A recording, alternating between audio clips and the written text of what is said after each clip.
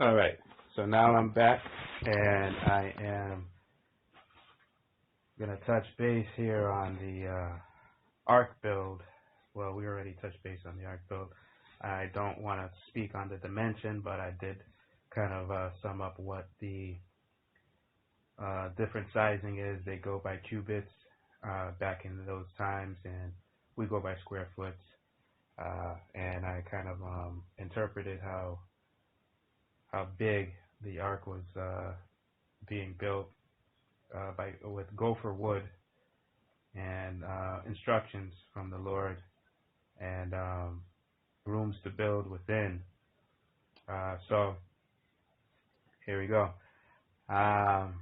So again, going back to what we spoke about, this is the genealogy of Cain, which wasn't mentioned on chapter 6 on why God was seeing man, or the Son of Man, or the Son of God, who took in the daughters of men, on why the destruction kind of came to that point for a flood. So he chose Noah out of the bunch, and I made a discovery during my break on just conscious reading. I started noticing how these two worlds of almost the tree of knowledge of good and evil, well, it seems like every birth through the genealogy was either the good side and then the evil side. So you got the Cain side and then you got the Abel side. Abel took out Cain. Cain, excuse me. Cain took out Abel, and then thus Seth is born moving forward, where they explain that was replaced from Abel, who was murdered by his brother Cain, which is important because, again, Seth, God walked with Seth, I believe. Let me just double check. And it says on Genesis 4, verse 25, and Adam knew his wife again, and she bore a son and named him Seth. For God has appointed another seed for me instead of Abel, whom Cain killed. And as for Seth, to him also a son was born, and he named him Enosh. Then men began to call on the name of the Lord. So I take that back. The Lord did not walk with Enosh. It did not walk with Seth.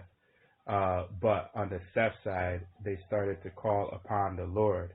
So maybe they were grieved on the other side of the family. And I know those who have family or who are connected to family, they either have that one side that is careless and very rebellious and aggressive to a lot of things that your family don't necessarily agree with, and then you find the others that kind of seclude themselves, and then that family comes looking for them, knocking and saying, hey, what are you guys doing today, or what are you guys doing in the next year or two? We have a wedding. They plan, and some family will go out their way and plan that wedding to be a false wedding, just something just to have you right there as part of but we're not, I'm just showing you or trying to explain on why they will cry out to the Lord in that sense. And sometimes those genealogy scenarios get so intense, you're almost like, what? You want to bring them on a talk show and then find out more about why it expanded to that point. So Seth, again, bore a son, and his name was Enosh. And it says, then men began to call on the name of the Lord.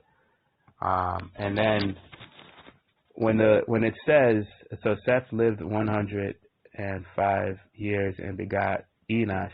After he begot Enosh, Seth lived 807 years and had sons and daughters. I'm trying to get down to Enoch. So Enoch was hold on here. So Enoch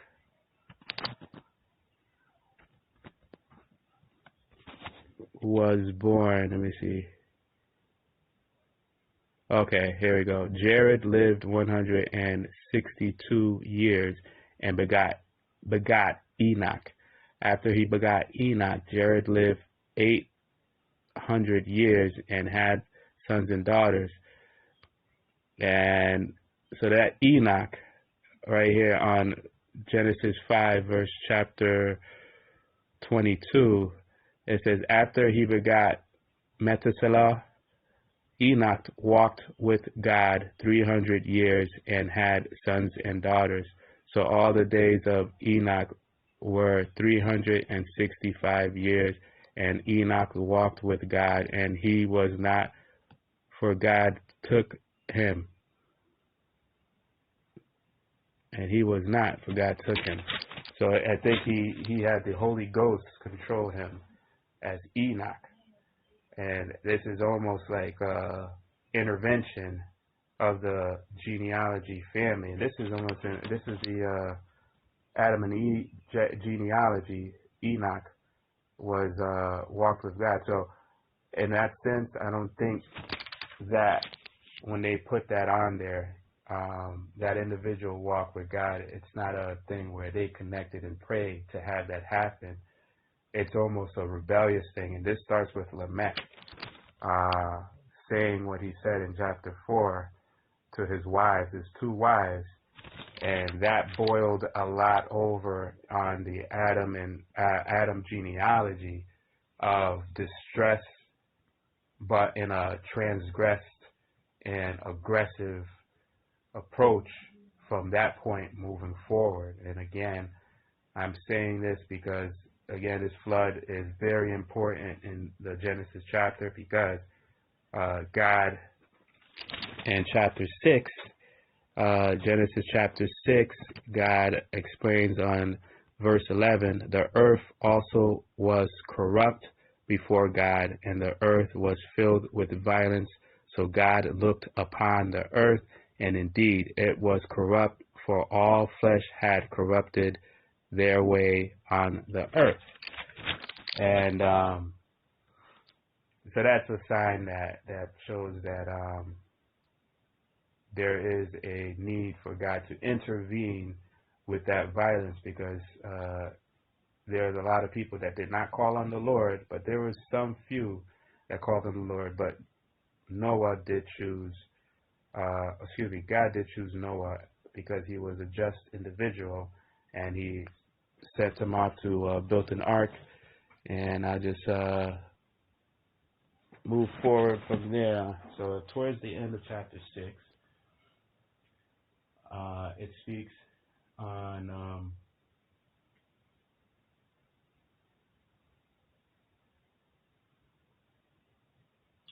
on God explaining to Noah that he will establish a covenant with him.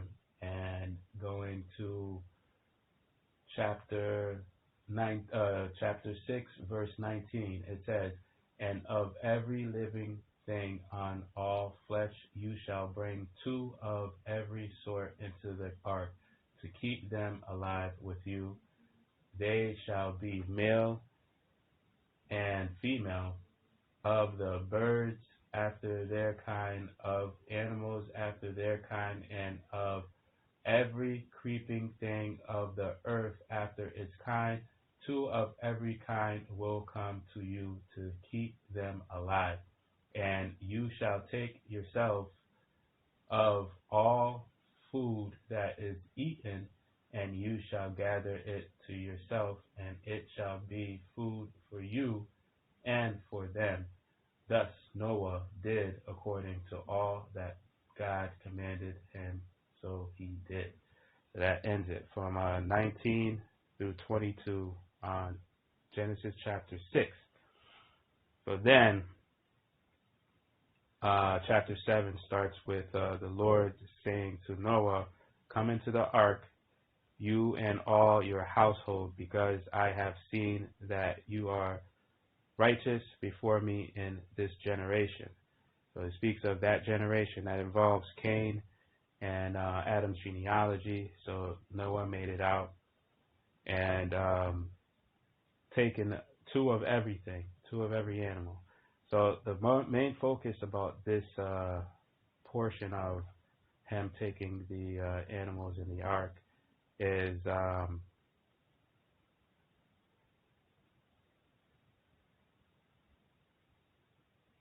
after Noah did this. Just give me a minute here.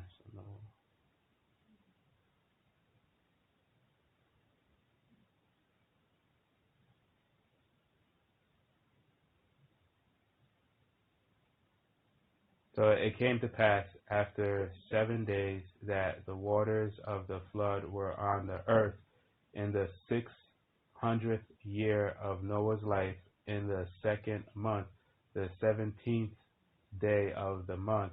On that day, all the fountains of the great deep were broken up, and the windows of heaven were open, and the rain was on the earth 40 days and 40 nights. This is Genesis 7, verse 10, through 12. And it says, on that very same day, Noah and Noah's son, Shem, Ham, and Japheth, and Noah's wife, and the 3 wives of his sons with him, entered the ark, they and every beast after its kind, all cattle after their kind, every creeping thing that creeps on the earth after its kind, and every bird after its kind, every bird of every sort. And they went into the ark to Noah 2 by 2 of all flesh which is the breath of life.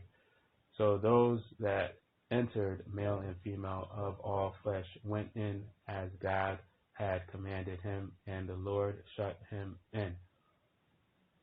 So moving forward past the flood portion,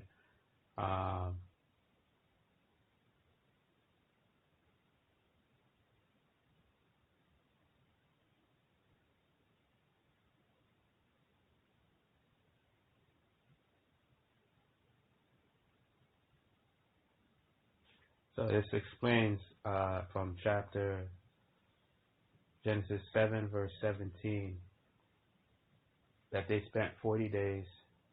The flood was on the earth 40 days, and most important part was clearing every living thing but Noah's family, which were in the ark, and the animals that he carried in to die. And then on chapter 8, then God remembered Noah and every living thing and all the animals, this is after the flood, that were with him in the ark. And God made a wind to pass over the earth, and the waters subsided. So this is where it clears up. Very important part of this is what Noah does, and let me kind of address that here. The fountains of the deep and the windows of heaven were also stopped, and the rain from heaven was restrained, and the waters receded continually from the earth. At the end of the 150 days, the waters decreased. Then the ark rested in the 7th month, the 17th day of the month, on the mountains of Ararat, and the waters decreased continually until the 10th month. In the 10th month, on the first day of the month, the tops of the mountains were seen. So it came to pass at the end of 40 days that Noah opened the window. This is the important part. Window of the ark which he had made. Then he sent out a raven. So you guys might not see anything scary, but this raven that he sent out,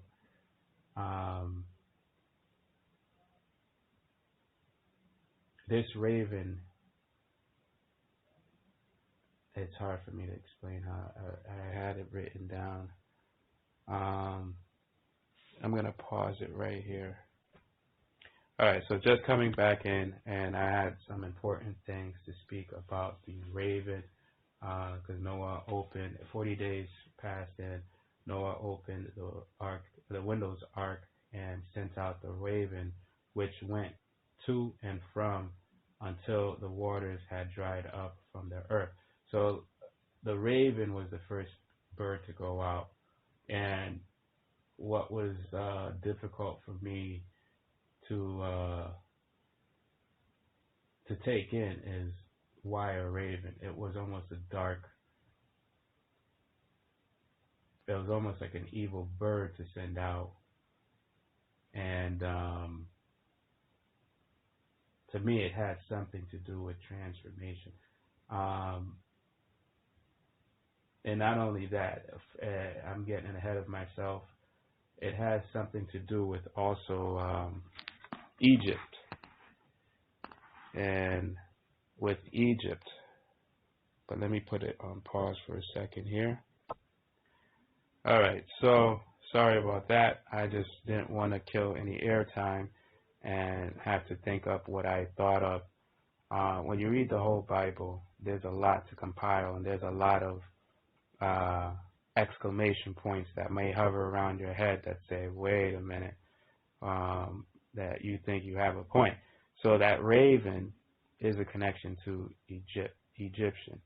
So am I saying anything that Noah is held accountable for? No. I want to make it clear on that, but am I thinking too much in between the lines? No, because like I've already gathered up with Cain and Abel, good and bad, the raven was the first bad bird that got out, and there's a connection to the raven in Egypt. There's a connection to the animals. Why did God only choose certain animals, two of the same kind, and two of the same kind? And let me put a period and a pause right there. But then you got to think of Judaism. Knowing that Noah's family was in the ark, which is a trusted statement, but the raven is symbolized in Egypt as death. So it went to and fro the ark, and it's going to come to me as we move further into Exodus, and I will get my other notes. I have notes in regards to this that I did not misplace, but I tucked away somewhere because I am doing another project with those notes. So when he went to and fro, and the waters had dried up from the earth, he went to and fro until the waters had dried up from the earth. This is in Genesis 7, verse 6. Then he sent out a raven which kept going. Oh, no, this is Genesis chapter 7, chapter 8, verse 7, He also sent out from himself a dove to see if the waters had receded from the face of the ground.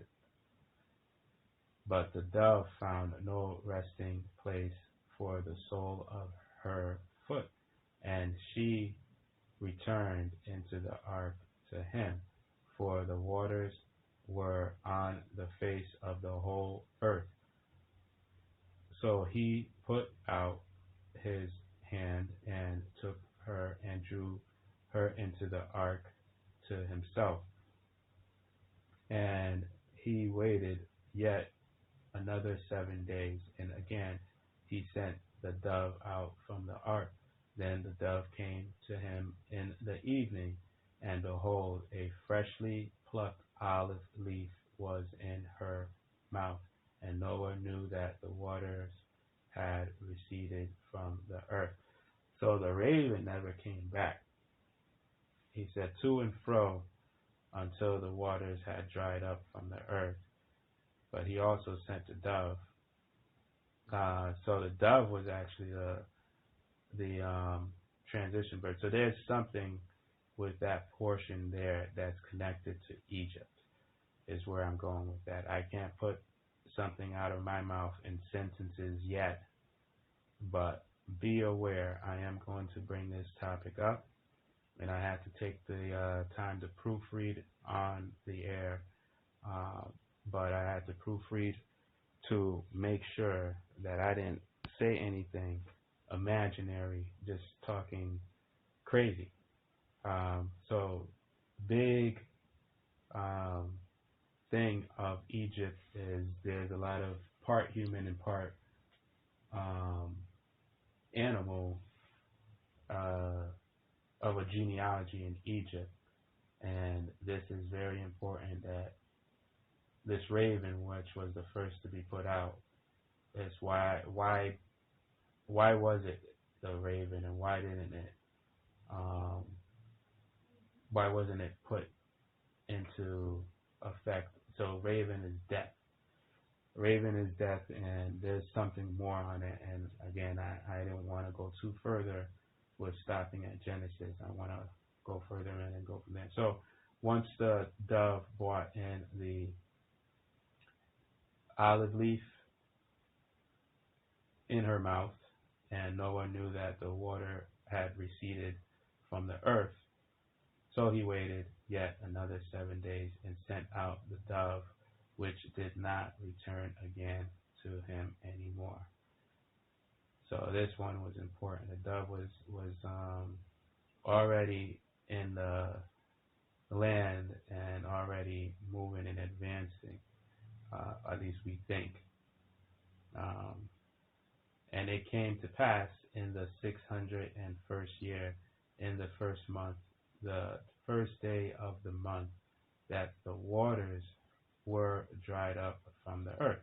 And Noah removed the covering of the ark and looked, and indeed the surface of the ground was dry. And in the second month, on the 27th day of the month, the earth was dry. Then God spoke to Noah, saying, "Go out of the ark." This is instructions. "You and your wife and your sons and your sons' wives with you." So remember what I said about God giving specific instructions. So you're a just man and a righteous individual. I think your knee-jerk reaction is almost to wait on a signal, or to do as told the first time and then wait for further instructions. And this is why Noah was chosen for it, because here's the best part. Bring out with you every living thing of all flesh that is with you, birds and cattle, and every creeping thing that creeps on the earth, so that they may abound on the earth and be fruitful and multiply on the earth. So God already knows animal instinct is to do just that, without curse. So Noah went out, and his sons and his wife and his sons' wives with him, every animal, every creeping thing, every bird, and whatever creeps on the earth, according to their families, went out of the ark. Then Noah built an altar to the Lord. So this is the important part right here. This is Genesis 8, verse 20. "And took of every clean animal and of every clean bird, and offered burnt offerings on the altar. And the Lord smelled a soothing aroma. Then the Lord said in his heart, I will never again curse the ground for man's sake, although the imagination of man's heart is evil from his youth, nor will I again destroy every living thing as I have done. While the earth remains, seed time and harvest, cold and heat, winter and summer, and day and night shall not cease." So this was Genesis 8, through 22. So this is from the Lord after Noah built the altar and took every clean animal and made a burnt offering. I think Noah is the first in the Bible to do a burnt offering, and then thus God is blessed him in chapter 9. So God blessed Noah and his sons and said to them, be fruitful and multiply. So these are instructions. And fill the earth, and the fear of you and the dread of you shall be on every beast of the earth, on every bird of the air, on all that move on the earth, and on all the fish of the sea. Now this is important when he says that. And the fear of you and the dread of you shall be on every beast of the earth. So when he says that, it's almost like him saying, what you did, or whatever you did, might have done within that 40 days that you were in the ark. Just know, with this, it's almost like me giving you a free trip. And you know you've done nothing good, so you deserve this free trip, maybe. Why? It may be your internal genealogy of, oh man, my sister was just a bad person. And I was just living right next door to her, meaning that you shared the same room as her. Remember, he had told Noah to build the rooms in his, ark. And you and your sister just used to do some crazy, devious stuff. Or you and your brother used to do some crazy, devious stuff. So when you see it again, it says, and the fear of you and the dread of you shall be on every beast of the earth, on every bird of the air, on all that move on the earth, and on all the fish of the sea. They are given into your hand.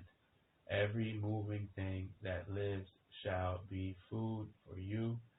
I have given you all things, even as the green herbs, but you shall not eat flesh with its life, that is its blood.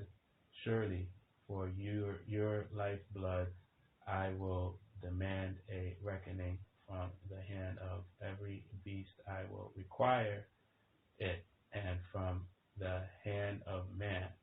So it's almost the process of the blemishes of the animals, such as the cattle.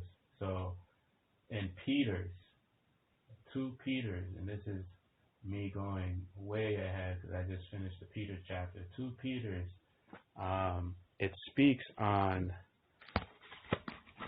the blemishes of an animal is pretty much humans casted into the humans casted into the animals. And if I could find that right now, I would let you guys know which one is it. Give me a second here.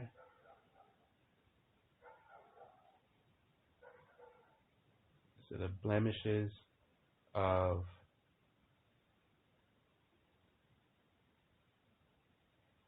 cattle and 2 Peters.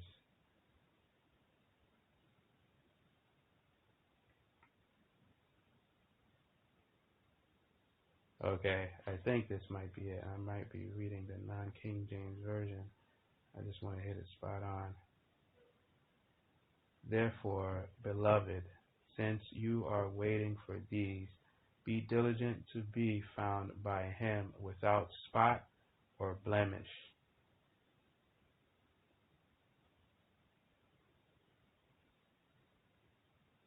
and at peace with him.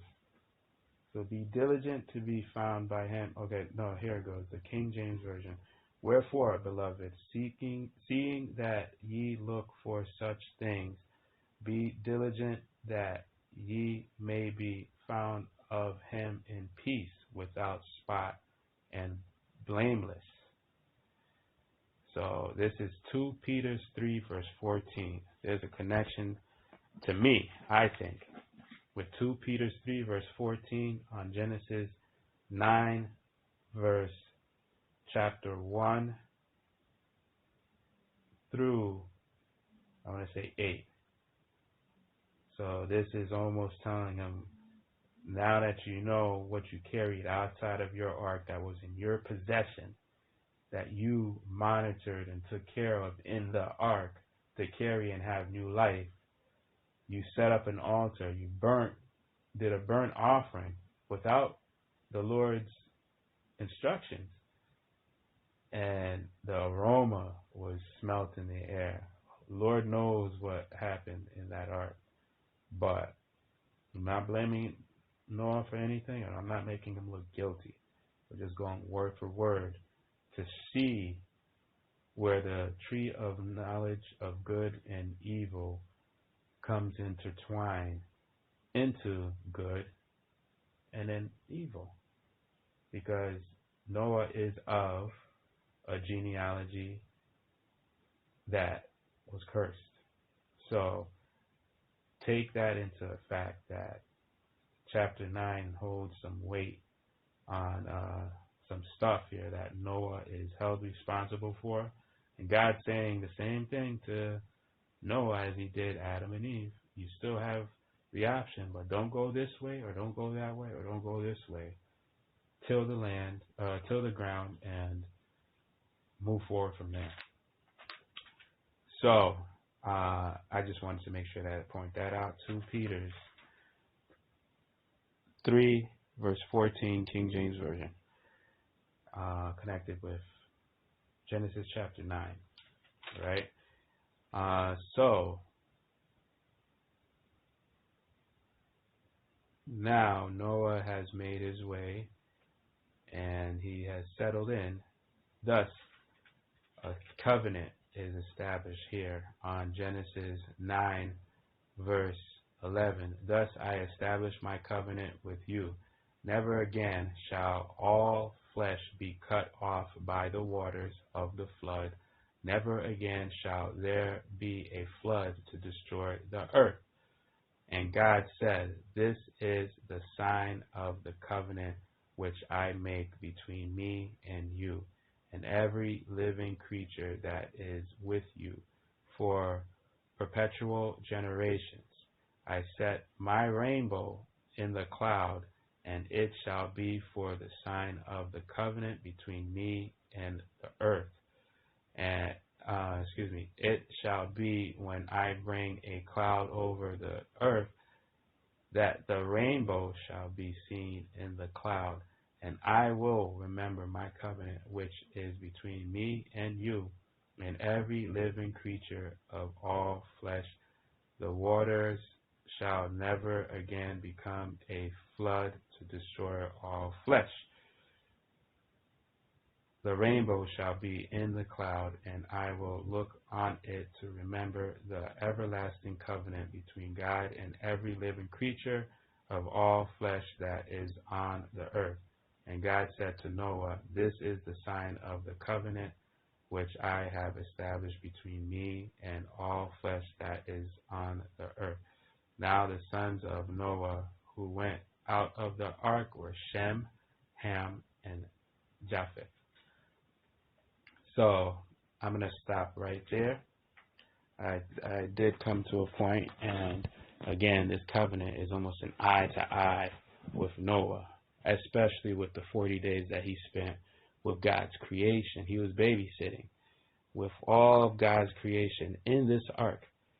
He's saying, listen, this is between me and you and the animals. And so I brought up something very important from the Peter's chapter. This is way ahead of into it, and I wanted to bring it towards you guys. And this is a part of reading the whole Bible and then recompassing, going right back into reading it all over again. You'll start to flip from chapters to chapters, books to books, and then start to see a connection, start to see individuals that are connected past, present, and future to some of these individuals that's blessed by God, prophets that's blessed by God, and then start to kind of question it. And that's the whole point of me calling myself the Orthodox, St. James the Orthodox. The Orthodox is almost traditionally a route of using judgment. You know, judgment is placed there for individuals like me, you, to kind of sit there and say, hold on, stand up for yourself, just yourself, and no matter right or wrong, and make it make sense in your eyes through words. Like me seeing chapter 9, there's a connection between the animals and Noah, and it's like God is shaking Noah's heart as a handshake, saying, 40 days, 40 nights in that ark, that's between me and you. And then going back and saying, seeing 2 Peter 3 verse 14, blameless, without spots. So when you have, you'll start to see when we go ahead in Exodus or Deuteronomy, where Moses, after he brings out the children of Israel out of Egypt, he will speak on flocks. He will speak on burnt offerings and offerings, one without blemish, this, that. Who started it? Noah. Noah was the first to build an altar, and he took every clean animal and burnt the offerings, and then the Lord loved the aroma of the clean animal of that, So there's something there, and that's just an Orthodox in me that's saying that I have every right to say that there's something there. I don't think I'll be casted out. I'm not going against God or the faith of God, but I am just reading through and saying, hey, what do you guys think? If there is a congregation out there for me to speak out to, that I build through this network. So I'm going to stop right there. We stopped at chapter 9 of Genesis, and this is the establishment of the covenant.